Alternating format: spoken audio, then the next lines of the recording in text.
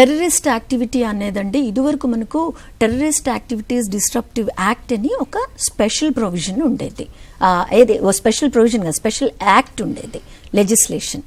అది ఇప్పుడు ఏమైంది, ఇండియన్ పీనల్ కోడ్లో ఇండియన్ పీనల్ కోడ్లో టెర్రరిస్ట్ యాక్టివిటీ అంటే ఏంటో డెఫినేషన్ అనేది లేదు. కానీ భారతీయ న్యాయ సంహితలో టెర్రరిస్ట్ యాక్టివిటీ అంటే ఏంటి, టెర్రరిస్ట్ యాక్ట్ అన్నదాన్ని డెఫినేషన్ ఇచ్చారు సెక్షన్ 113లో. మీరు కనుక ఒకసారి స్క్రీన్ మీద చూస్తే అది డెఫినేషన్ క్లియర్గా రాసింది. చూడండి, ఎవరైనా సరే ఎవరినైనా భయపెట్టే ఉద్దేశంతో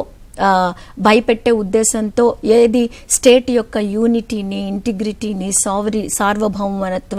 సార్వభౌమత్వాన్ని, తర్వాత మన ఇండియా యొక్క సెక్యూరిటీని ఎవరైనా దాని మీద స్ట్రైక్ చేసే ఉద్దేశంతో బాంబులు వేయటం ద్వారా, dynamites or other explosive substance or any inflammable substance or fire arms, right, ఇట్లాంటివి క్లియర్గా రాసింది చూడండి. ఆర్ నాక్సియస్ సబ్స్టెన్సెస్ అంటే ఒక బాంబు దాడి చేసిన ఆర్ ఒక డైనమైట్ ఏదైనా చేసి మన దేశంలో ఉన్న పీస్ని, ట్రాంక్విలిటీని.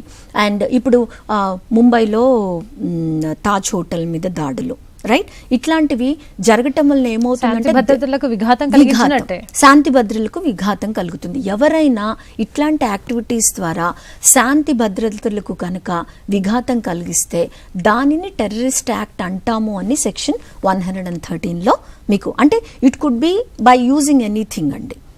అల్టిమేట్గా మనము ఒక స్టేట్ యొక్క శాంతి భద్రతల్ని డిస్టర్బ్ చేయటము, అది టెర్రరిస్ట్ యాక్ట్ అని మనకు సెక్షన్ 113లో ఐపీసీలో లేని ప్రొవిజన్ కొత్తగా భారతీయ న్యాయ సంహితలో డెఫినేషన్ ఇవ్వబడ్డ ప్రొవిజన్ ఈజ్ టెర్రరిస్ట్ యాక్ట్.